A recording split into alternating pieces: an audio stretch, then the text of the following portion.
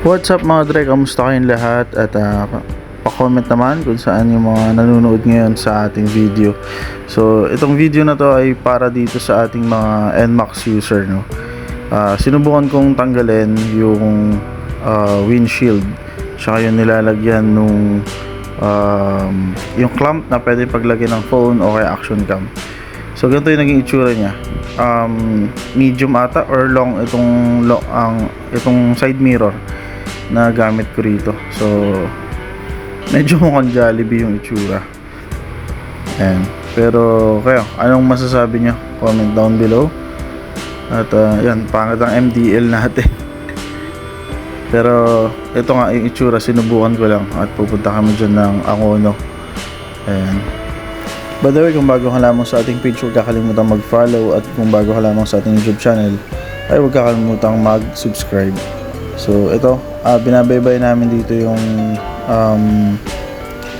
floodway or East Bank.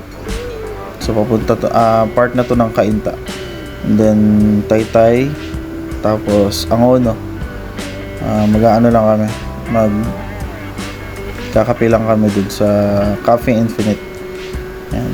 Masarap yung ano dun, masarap yung kape dun, tsaka yung burger. So, I think mga alas 9 or alas 10 to. Alas 10 ata. So, ganitong oras kasi maganda, masarap magbiyahe. Malis-alis dyan dito sa amin. Kasi wala na masyadong mga sasakyan. Wala na traffic. Tsaka malamig yung hangin. So, delikado lang pag siguro.